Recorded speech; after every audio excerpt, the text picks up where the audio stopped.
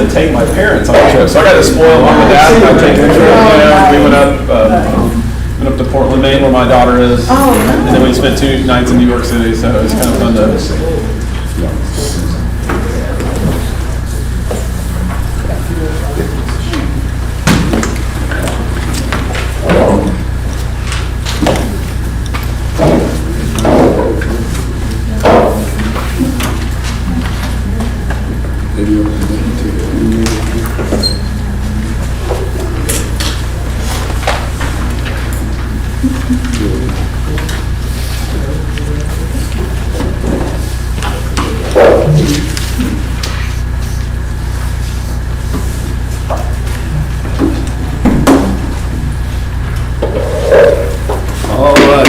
Meeting to order.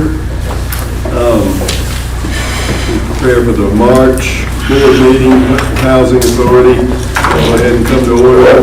Commissioner Willie will be here shortly. We've got Commissioner Crutcher remote, so please let the record show that all commissioners, with the exception of Ms. Willie, are here. Hope they'll be here shortly. Trust everybody's had an opportunity to review the minutes, and at this time we'll entertain a motion for approval. Motion to approve the minutes. Mr. Lowe. Second. Mr. Williams, second. All those in favor, please say aye. Aye. Approved. Any old business to come before the board at this time? We'll move on to new business, and I will just say there's been one slight change on the agenda that you received before the meeting. I'd ask that the executive session that I'd originally called for be removed from the agenda. I had some items that we were intended to discuss, but we'll handle those. Didn't get the documents ready that I was going to hand out, so we'll handle those without going into any kind of executive session. Primarily, we owe our CEO a performance evaluation, and I've got some information to hand out at the end of the meeting that a draft of a performance evaluation form for each of the commissioners. So, but I'd hope to have that and disseminate them before the meeting, but you know how that goes. So at this time, we'll move on to our new business. Thank you, sir. Appreciate it. Welcome everybody to our March board meeting. We're going to go ahead and jump right into it. We don't have a lot of information from a lot of other departments, but we have enough coming from financial services, so we'll turn it over to Teresa. Okay, well, good morning, afternoon, it's Show Me the Money Day, so that's the day this is. So I'm going to begin with my first item to ask the board to act on a resolution approving the project-based low-rent public housing operating budget revision number 1 for fiscal year ending March 31st, 2024. This is resolution number 2024-05. HUD requires the Board of Commissioners to approve the project-based low-rent public housing budget. We're revising the annual budget to more accurately align actual and project costs to budgeted amounts. The purpose of this request is to obtain the approval for fiscal year 3/31/2024. And the HUD requires the Board of Commissioners approval. The revised budget reflects a net decrease of unrestricted net position of $1,374,190.09 compared to a zero net decrease in the original budget. Attached is the budget that I'm asking you to approve for the revision. I did provide detailed explanation. I will take any questions at this time about any questions you have for me, and not reading all 17 explanations. I can, but I figured we would just, if that works better. Did I get one of those packages? Oh, I'm sorry, is it in your, it's Probably in here, but probably in, you mean it in the... Yes, sir, it's in there. You want to give me a hand? I'm sorry, I can go copy one real quick. Okay, yeah, I can go copy, I'm sorry. Yeah, we go.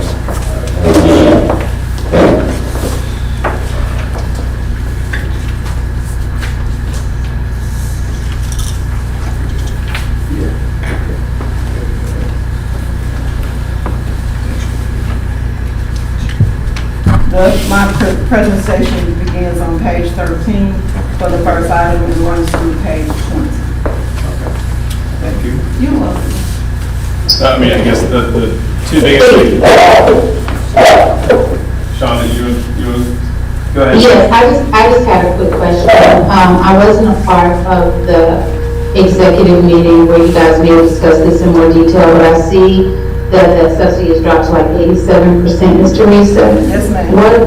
How does that impact day-to-day operations? What modifications? Because that's a significant drop based on what the budgeted percentage that you used.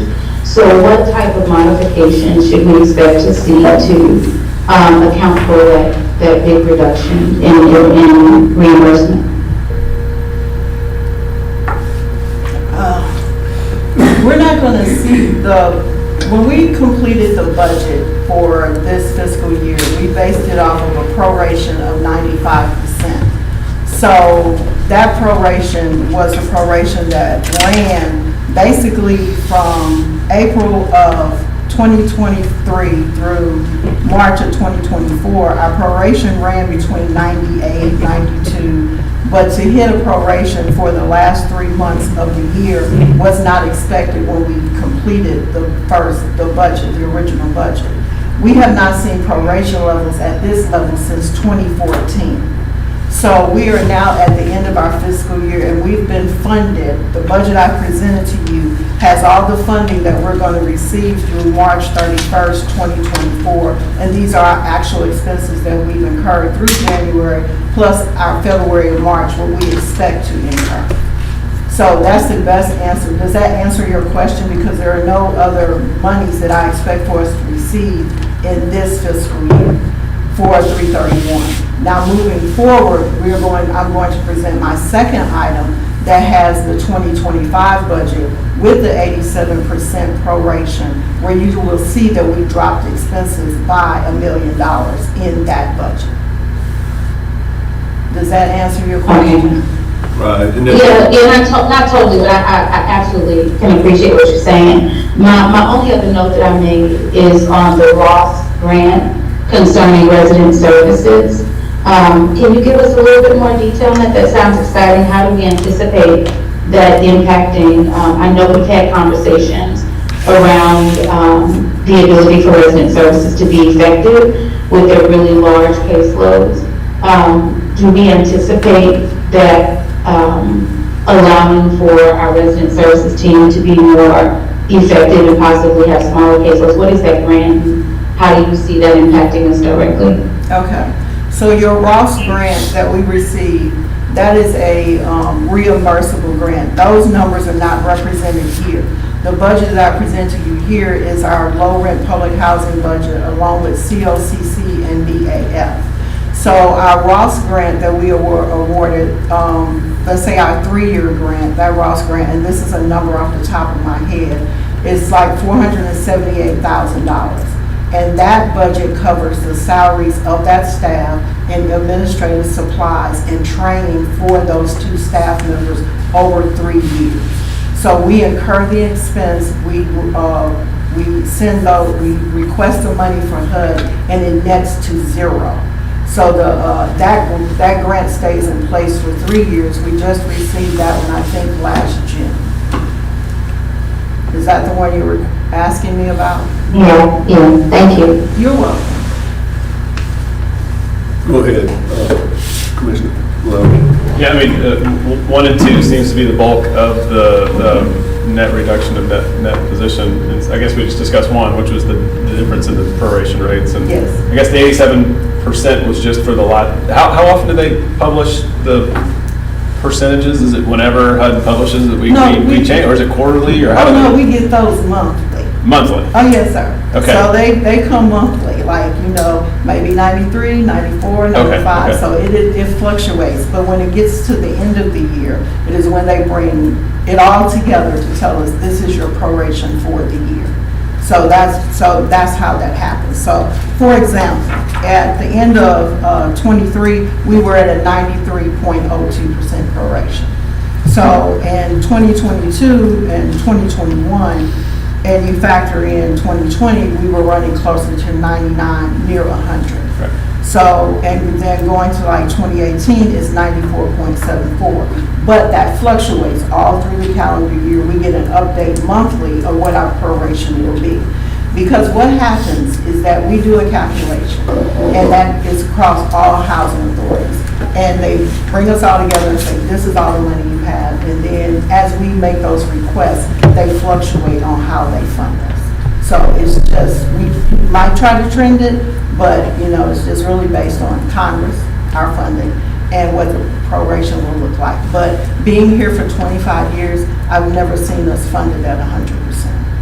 Yeah, I guess what I'm asking is the 87 one of the monthly numbers that they give, or is it the ending, like, average over the previous It's 12 a months? monthly number for this time. So it's the most recent Most monthly recent. number that we're getting, and we're just using that to say, okay, the remaining 2 months, let's assume that it's 87. It may come in 85, it may come in 92. We don't know, but you're saying, let's just take this number Yes. that we got in January and forward it through February, March, and just try to land the plane with that number. Is that right? Okay. I guess, and then the second one looks like it's the elevator again? The elevator. Okay. That number just keeps, that 600, the 680K just keeps bouncing around throughout the budget. It does, and you know, I had to take it out because we Yeah. are not going to receive it, and of course, I stick it right back in here for 2025, right, I knew that, right. So, and those two seem to be the bulk of the 1.2. Yes. Okay. Yes. And then to speak to, you know, the extraordinary maintenance was 206 that we incurred, Mhm. and also the materials costs that I detailed out that, you know, we were not expecting, so. But we've been discussing those. Those are the air units, those are the other, I mean, it's the last 2 to 3 meetings we've been discussing that, so. Yes, sir. Okay. That's all I have. You said what we were not expecting on these costs, because that's when I looked at, went to the maintenance cost and the materials, and contract costs, and the variance that we had there. Because, you know, is that the one you said we were not expecting those? Well, yes, sir. You know, as I've spoken to, the appliance costs that we incurred, we weren't expecting that. The cost for the replacement of the GFIs for Inspire, that 105.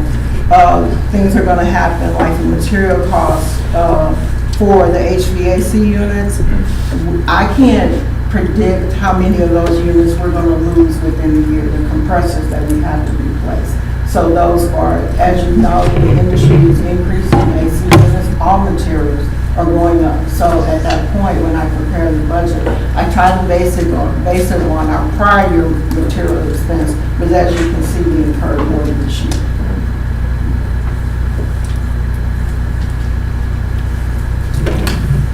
Right. And so, and then the other thing was, I did provide, because I had continuously said, I provided this casualty loss recap, because I had stated to you that that cost was only going to be $75,000 that we were going to incur. But as we settled with the insurance company, we ended up incurring additional costs. And so that's the reason why that number is 120. And then we still have an outstanding check that I estimated, or have a cost that I knew we should be able to get. So that's the reason why I provided that detail to the casualty loss recap for you. Thank you. Any other questions or discussion at this time? We'll entertain a motion for approval of the resolution as presented. Motion to approve the resolution. Mr. Lowe. Is there a second? Second. Mr. Williams, thank you, sir. Any other questions or comments? Not all those in favor, please signify by saying aye. Aye. Opposed, none, so that passes. And in reference to Commissioner Crutcher's first question, we discussed that in a preliminary board meeting at length, and our executive director gave some ideas, some things they're working on to create some economies and make some cuts. So we'll get into that as you present 2025. 2025, all right.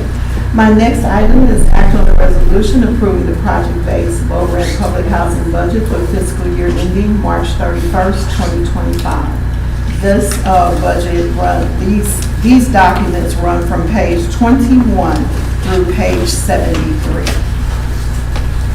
And this is resolution number 2024-06. HUD requires the Board of Commissioners to approve the project-based low-rent public housing operating budget. The purpose of this request is to obtain approval for the fiscal 3/31/2025 project-based low-rent public housing budget. It's required by HUD that the Commissioners approve. This is my typo, and I try not to have any of these. The budget reflects a net decrease in unrestricted net position of $879,215.84. Your attachments that you received in this packet includes it is based on the total budget, COCC and BAF, and then it is broken down by each site that we currently service. The Executive Director, CEO, recommends approval of the fiscal year 3/31/2025 project-based low-rent public housing operating budget. So I also included 13 explanations for you for these items, but I'll start talking about these from the beginning. We slightly increased tenant revenue. I took a 3-year trend and saw that we do increase rent on a yearly basis, so that was a conservative effort there. The operating subsidy, as you can see, the reason why there's a decrease here is because we were funded higher in the first 3 months of the year and then lower subsidy in the last 3 months. And so I just took what I knew to be our operating subsidy, which I believe I provided you a schedule on page 69. So what this states is that this is our computation here when we are completing our subsidy. It's called the interim eligibility subsidy. HUD says this is a subsidy that you are eligible for this calendar year, 2024. Then the budgeted proration is what we have right now, and I believe that is the most conservative approach for approaching this budget. And then you have the loss of subsidy that you can see that we're not going to get that money from HUD. We may get a little bit more, but that probably isn't going to happen. I also included the letter as Dr. Lowe had asked. So Dr. Lowe, as you can see, this letter that we got on 2/14/2023, it is telling us how we're going to be funded from April, May, and June. The most interesting thing that HUD does now, we used to get this letter and it would cover 30 days. But it's somewhere in accounting upstairs now, let's do April, May, and give you 2 weeks of June, and we'll figure out what we're going to do the last 2 weeks of June. The thing about that is they load all of our money into ELOCs, into our drawdown system, and we have to navigate how to draw that down for our needs over the next 2 to 3 months.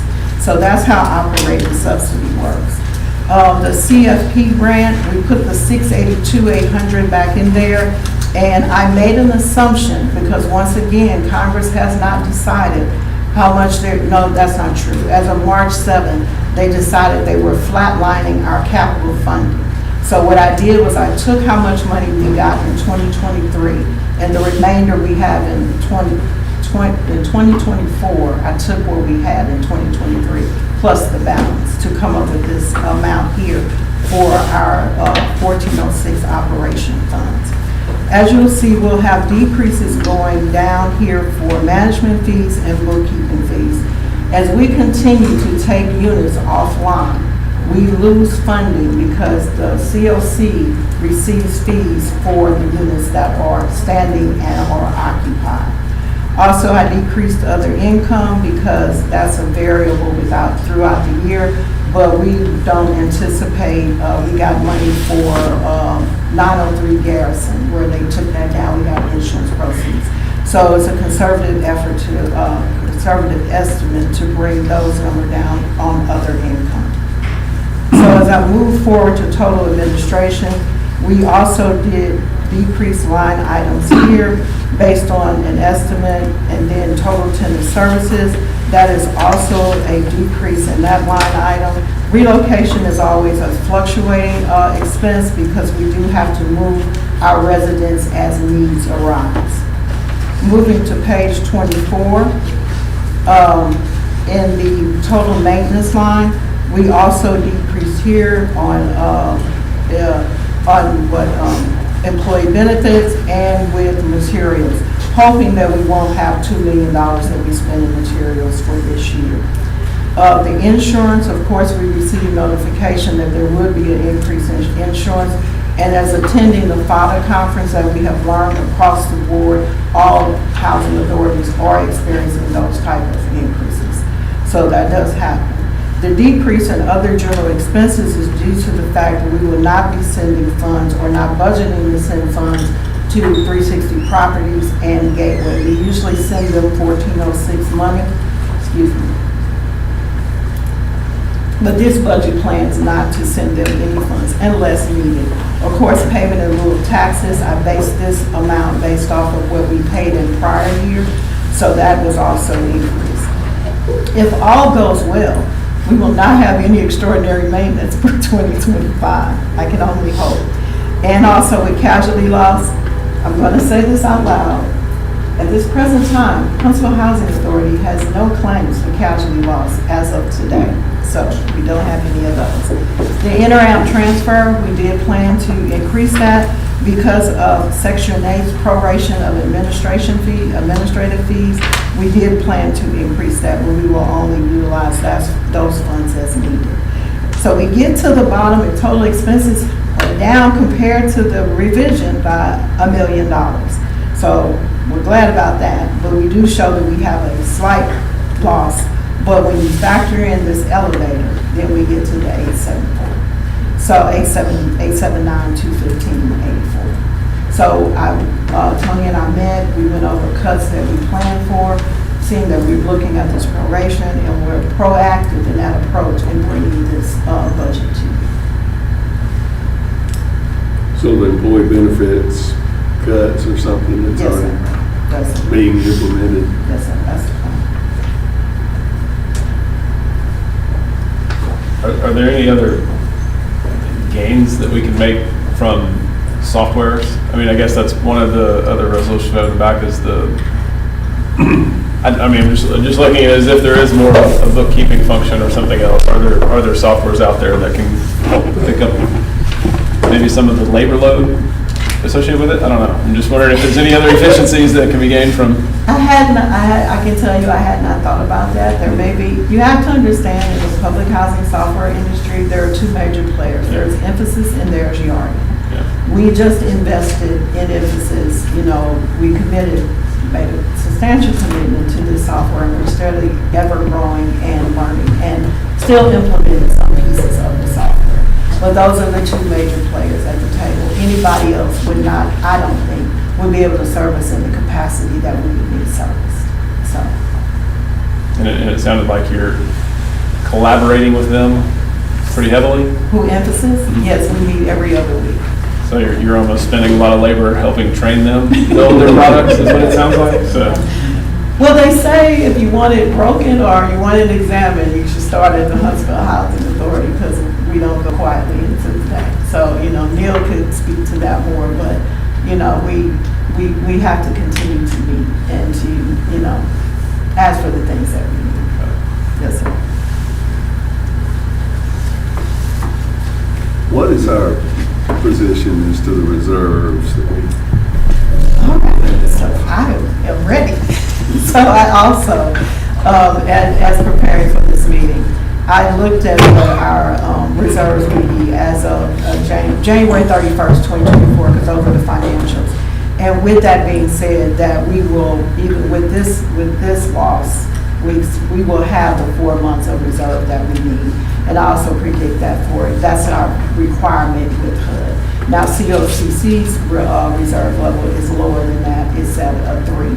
And then BAF, BAF they have the cash right now, I should say, due to the monies that we've got for developer fee. Business activities. Yes, business activity fund. But we have to, when we're giving, like I explained, when we had our board retreat, we have to have that 4 months of expendable fund balance for all developments across the board. And that's where the fundability comes into place, where we are able to move those funds to make sure that each site will end at 4 months of expendable fund balance.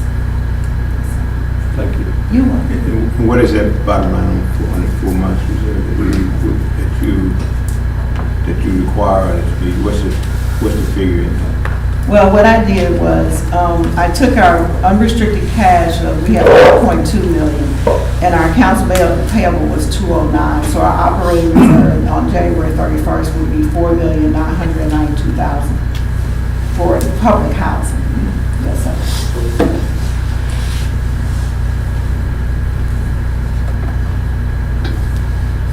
Well, as we talked about at our preliminary meeting, neither here nor there, we got to mind our own store here, but it'll be interesting to see how HUD reacts, because it seems like this could really be crippling to some of the other authorities that aren't managed as well and haven't been as good as stewards of their reserves and funds. We'll see. Maybe we'll get some more money. Well, they do, HUD does offer, you can apply when your housing authority, they do have shortfall funding. But I pray that we never Right. see that day. All right. All right. Thank you very much. Any other questions or comments? I didn't really catch it that quickly, but just the maintenance. How did you base your number on I mean, we had the unforeseen this year. Did you bake a little more unforeseen into the? Just a little bit. Okay. Not a lot, just a little bit. I just, been trying to get these numbers to work, and we will, as we get to mid-year and we need to come back and do a budget revision, then we will do that, so. But I did inquire to see if we were gonna have any additional materials needed for Inspire, which is the new inspection that we have, but as far as I understand, we should be able to move forward. But the one thing we have to keep in mind is that our units are older, and it is becoming more of a challenge to find those parts for repair.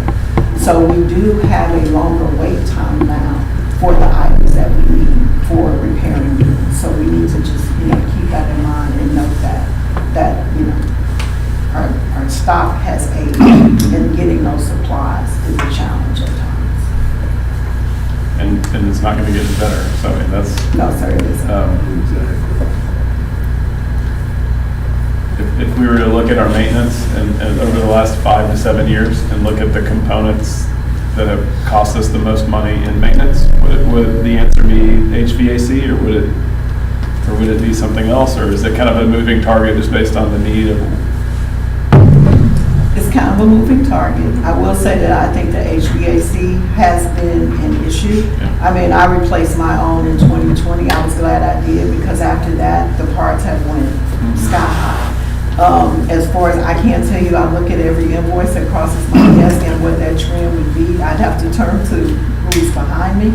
But, we order from HD Supply and we order from Home Depot. We use our best way to be most conservative in our dollars. And we get a few bounce back points from that. We divide them among the sites when we get to the end of the year. But it's the materials are just, they fluctuate and where we'll need them. What breaks the most, I couldn't speak to, because I don't look at it that closely, that deep. If Mike was here.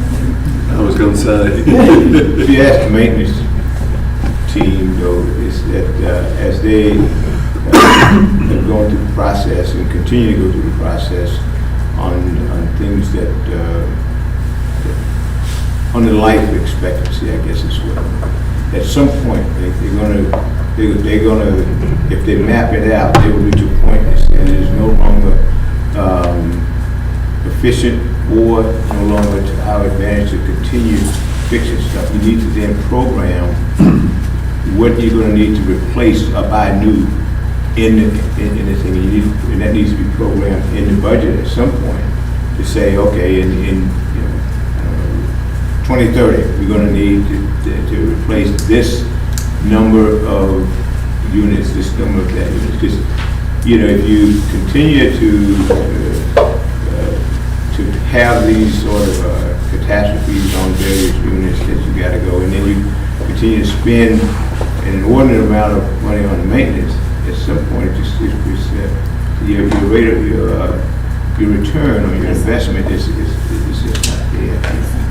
So it would be one of those things that you know, strategically, we want to start having a discussion on what do we do in 5, 10 years, 20 years, whatever it takes, and then understand, like you said, with you got to decide when you're gonna replace it, you know, and of course, you know, when you do that, there will be an increase in the requirements there, but over time, you know, it should not balance out, but at least it should come closer to it. So, go ahead. No, that was my point that I think we need to take a look at. So, I guess to address that, our projected capital improvements are included in the strategic plan, and we're close to about 16 million of those capital improvements, and we base that based off what we receive from the property managers to tell us what they perceive as problems in the future, and we're allowed to do that. And so one of the things that we do address for 2024 through 28 is and it's included in our strategic plan, is the projected capital improvements that we will have. So we're mandated to do that on a 5-year plan. Yeah. Just don't like all those surprises, like this elevator thing that popped up. If you can, at least you have them, you have them, and you have visibility of them, and you're reviewing them as you go along with the process. I think that's Anything else on this? Not, we'll entertain a motion. so moved. Mr. Williams, thank you. Second. Any other discussion? All those in favor, please say aye. Aye. Motion passes as presented. Thank you very much. All right, next item. Number 3, act on a resolution authorizing executive director contracting officer to amend the Huntsville Housing Authority procurement policy related to micro purchase threshold. This is from page 74 through page 80. On March 1st, 2022, HUD revised to CFR 200 to allow housing agencies an option to raise the maximum micro threshold to $50,000. The purpose of this RBA is to increase the Huntsville Housing Authority micro policy from $10,000 to $25,000. The Huntsville Housing Authority is selected to follow the state regulatory requirements that establish small purchases, micro purchases at $25,000. The Housing and Urban Development is allowing Huntsville Housing Authority to increase the micro purchase threshold. The economic impact is not known at this time. The Executive Director, CEO Contracting Officer to amend the Huntsville Housing Authority procurement policy, increasing micro purchase threshold from $10,000 to $25,000. So in the past, with the $10,000 micro threshold, it was 3 quotes. It will be 3 for $25,000. I did not want to go with 50. I felt that was really aggressive. So therefore, and I just wanted us to be prudent and understanding. Of course, we're good stewards of taxpayer money, but a quote for $25,000 with 3, being able to get those, I thought that was the best option. So this is resolution 2024-07. So HUD would let us go to 50, but we're being on the conservative side. Yeah, you got that kind of CFO, kind of conservative. So, yes. Because, Tony's signature is 50, that 50 and above comes to you, and 50 and under, and then 25. I just felt more comfortable with that. I just thought it was the best prudent way to choose. And plus, it keeps us within the state law of Alabama. That's what it is. Hopefully, I'm not wrong. Yeah, that cleared up the question. The 50-25, the differences in the kind of the preamble right up. That you cleared it up. That makes sense. That we're authorized up to here by HUD, but we're going to draw it back and just say we're comfortable at this point right now. 3 quotes at 25. Okay. I've been here too long. I've been here since 2,500. You are so right. You are so right. And if you run into an issue where you need over 25, then that will come to the board. That is when we roll out for when you have the QSPs, RFPs, IFPs. Those require more, a more intensive process of spending those funds. Yes, sir. But anything over, we get to 50, it definitely comes. Right. It rests with the board of directors. Yes, sir.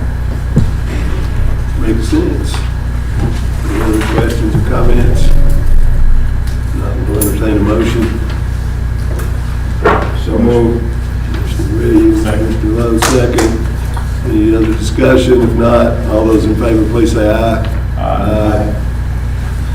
Thank you. All right. Motion passes. Okay, number 4. Act on a resolution authorizing executive director contracting officer to amend the contract to perform the authority's independent audit. So, let me begin.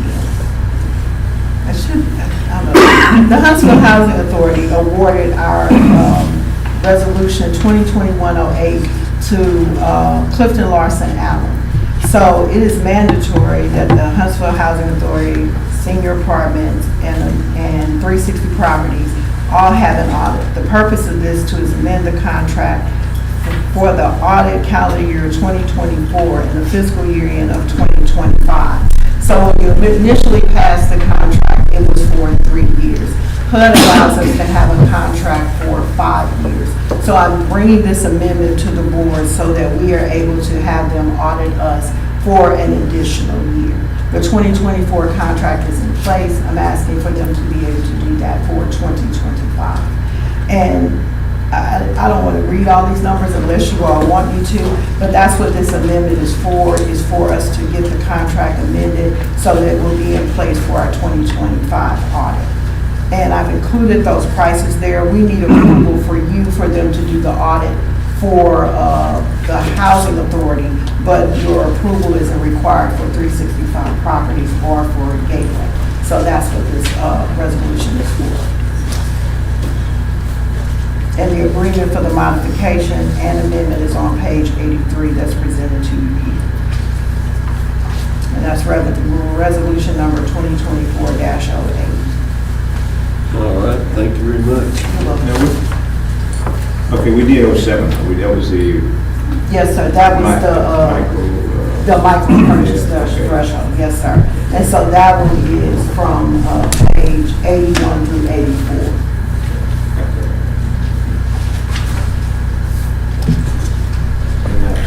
Now we're on 2008, right? Let me see, I think so, yes, sir. 2024-08, yes, sir. So And what are we going to adjust this? I'm sorry. go ahead. So we did got the RFPs out, awarded annual audit, and that's what you're asking now for? I'm asking for it to be extended an extra year. When we complete the RFP process, we have up to 5 years. So you have your initial year, and then you have 4 additional years that you're allowed to exercise that.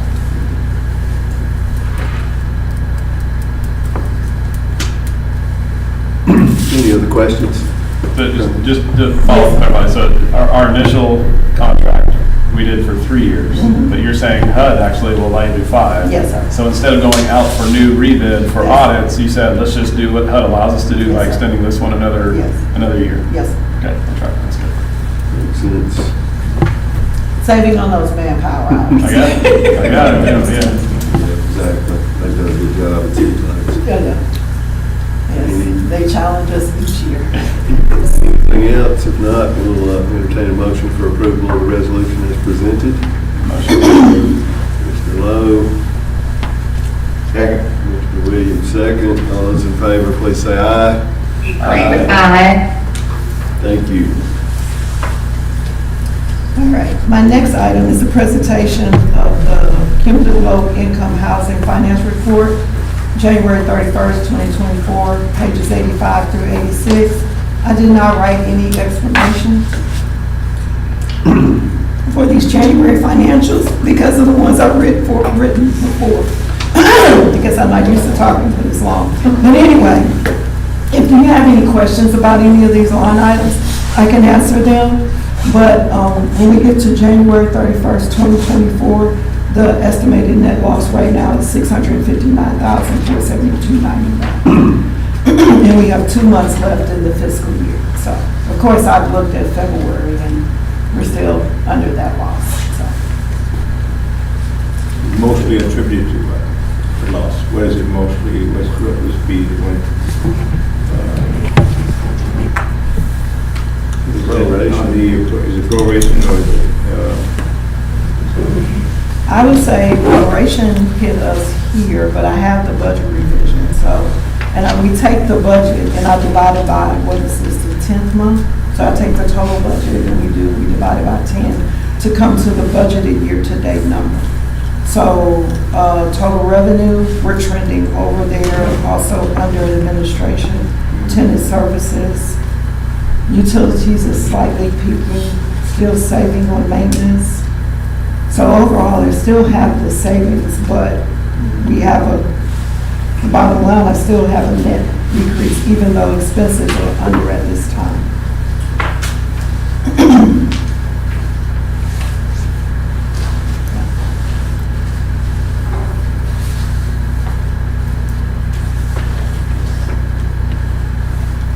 Anybody got anything else? It's a non-voting item, so looks like it's tracking with what you presented. Is 2024-09. Act on a resolution authorizing quarterly charge-offs for the period ending March 31st of 2024. The Huntsville Housing Authority has on its books $36,171.70 owed by former residents who vacated December 1st, 2023 to March 31st, 2024. I did provide a detailed breakdown of the accounts that we are writing off. This action is necessary to remove uncollectible amounts from HHA's books. The breakdown of the write-off is based off of rent at $30,190.40, maintenance charges $765.20, court costs $3,667.20, late charges $1,486, and bulk cable of $144. This is, so, and then you have also the breakdown of the write-off on page 89, and the number of accounts that have been written off is 32. I would like to add that this is the write-off amount that we stand as of the month in March 31st, 2024. We will have additional write-offs, and we've provided for that in the statement on the resolution 2024-09. Now therefore, be it resolved by the Board of Commissioners of the Huntsville Housing Authority, their aforesaid accounts in the amount of $36,171.70, and any amounts related to vacates after this date and before April 1st, 2024 will be charged off as collection loss on the books. And so, as we all know, we do have the ability to collect funds through the MIS collections, and we do see our peak of that collection that usually happens in February and March from the state returns, and we're able to recap and get money funds for past due accounts. It's Resolution 2024-09. Any questions, comments, discussion? No, we'll entertain a motion. so moved. Thank you, Commissioner Williams. Second, thank you, Commissioner Lowe. Anything else? You look like you're about to have it. All those, See, well, I had a question, but I said, nah, I'm going to go ahead. Okay, on the, when we get to, and I'm just taking a look at the legal costs, at the court costs. So you required to on these write-offs, on the rentals and stuff like that, so we go to the court for their legal assistance in collecting that, or do we just file it with the court? Two items of an eviction. There's the ejectment, and then there's recovery of rents, and they're two separate things. So any landlord, whether it's the Huntsville Housing Authority, anybody else, your first priority is you've got to get the person out of the residence. And I think you'll find that most any landlord, Huntsville Housing Authority not being different than many others, if they can get the person out, collecting back rent might be an impossibility or not practical. So, people are judgment proof, in other words. So there's two different things there. And so even if you're not pursuing back rent, there's still costs in getting the process where they order the person to leave.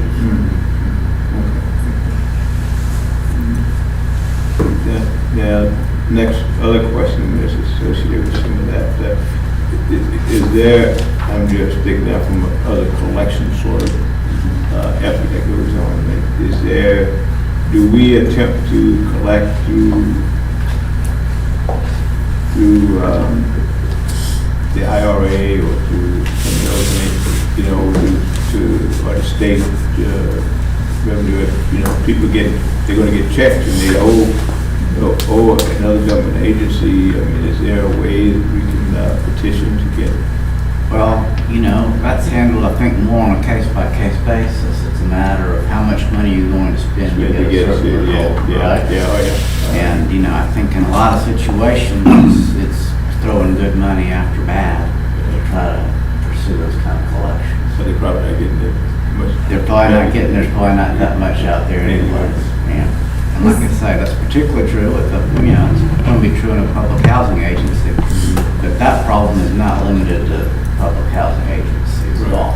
I mean, there are plenty of landlords in town who would, I know one we've dealt with in the past, and he goes to somebody and says, frequently, he says, if you'll just be out in 2 weeks, I'll forgive the back rent and I'll pay you $100 to get a mover over here.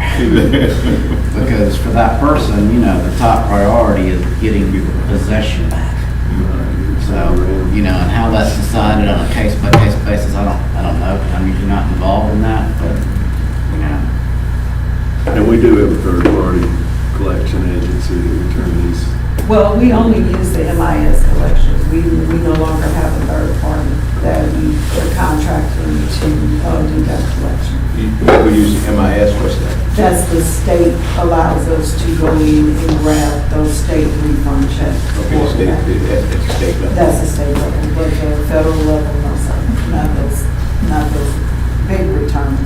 We cannot take. We don't have ability to touch those. All right, we got a motion and a second. All those in favor of resolution, please say aye. Aye. Very good. Did you get my eye, Dick? I'm Yes, sorry. ma'am. Unanimous. Okay, awesome, yes. Thank you so much. Thank you very much for all that data, reporting, and the questions and discussion. And this time we'll turn it over to our Executive Director, CEO for comments. All right, I'll be quick. I do want to address some of the issues or concerns that we talked about. And, whenever you see proration like this, one of the first things we look at is people, unfortunately. But at the same time, we understand that we got to have people to run these programs. So one of the things that we did was look at benefits and decreasing some of those. Also asking staff to step up and instead of backfilling positions, see if there's a way for us to get staff to do a little bit more instead of having an extra person to come on board. We also have an opportunity with our public housing department to really bump up our leasing efforts to as close to 100% as we can to generate some additional income. And so those are things that we can do to make an immediate impact on the budget, and we're going to do those. Also, we have to start looking at ways in which we can bring in administrative dollars that might be out there for some of the things like business activities, COC, whatever we can look at. We've been doing a good job of grabbing some of the grants that have been out there for programs. Now we just need to look at what we can probably do to add admin dollars when it comes to our grants. You all will receive a copy of our February newsletter. The newsletter we're starting to send out has demographics, information on past events, future events. I wanted you all to make sure that you all get it. So that at our next board meeting and board meetings moving forward, if that's enough information for you all, then that'd be great. But if not, I wanted each department, even if they had something, if they did have something they wanted to present as a board resolution item, just to give you an update on what each department is looking like demographic-wise and how we're shaping up in every department. So take a look at the newsletter. If that suffices, that's fine. If not, we can have our staff present maybe 1 to 2 minutes, just real brief on demographics and where they are with their department. And then last but not least, we have our latest rough draft edition of the strategic plan. This is something that we've asked you all to look at, and we'll be presenting this as a complete document after we make the additions and the edits. So again, it's a lot shorter than it's been in the past, but it gives us a snapshot of what we plan on going. And pretty much a lot of the items that we touched on today are in the strategic plan at some point.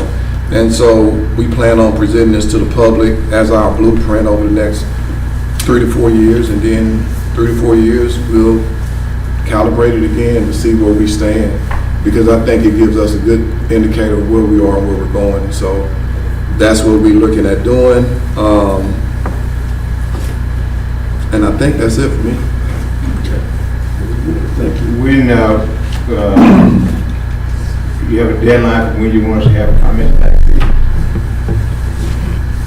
I was hoping that they would be back at least by today. So you need to give us till this afternoon? Yeah. All right. And now I'd like to assign test, so the board is going to get their review and give board comments back to you by close of business today. Sounds good to me. Chairman, is that good? There have been some who've already done so. Yeah. But I wanted to finalize it, edit, and, we're not gonna print a lot, but it will be a digital, file. We'll have some printed, but, wanted to make sure we get your input so that, And you know what COB means at midnight. Let's give everybody a couple of days, because I'm about to give a homework assignment as well. All right, what do you? Well, let's go ahead and get, we got, you got anything else on this? Okay, anybody signed up for public comments? Okay, commissioner comments, got anything to add? Commissioner Crutcher? She's still with us, she may chime in. No, sir, I'm sorry, I was having a difficult time unmuting. No, I don't have anything to add. Thank you guys for allowing me to join virtually. Okay, thank you, and stay tuned, I got one more thing. Commissioner Williams, okay. Yeah, like I said, I got a little homework assignment, and I put in your packages the strategic plan here for a different reason. As we get ready for this performance evaluation, I've got a draft of the performance evaluation form, and it's tied to the strategic plan. So this will all come together nicely, and then I included the form and draft, and would love to get input, say by the end of the week or even first of next week, as far as how you see the form and changes or things you'd like to include or delete or whatever. And then I also included a copy of our existing employment contract with our director. So there's 3 documents in here, and I'll give everybody this package if you review those, and then we can move on with that. So just clarifying, we're going to do a performance evaluation of 2023, but the form you want to marry up to mirror this Right. going forward, mean, so it seems like there's two separate things that are going on there. Yeah, I Okay. thought about that as well, and that may be something we need to Okay. address, but, you know, the main goals and objectives have been pretty consistent and been reworked and reworded, but, yeah, I'd be more than happy to amend our form to reflect 2023 as well. But I'm more concerned about going forward. Got it. No, I appreciate that. Good observation. That's all I had. Anybody got anything else? If not, we'll stand adjourned. Thank you.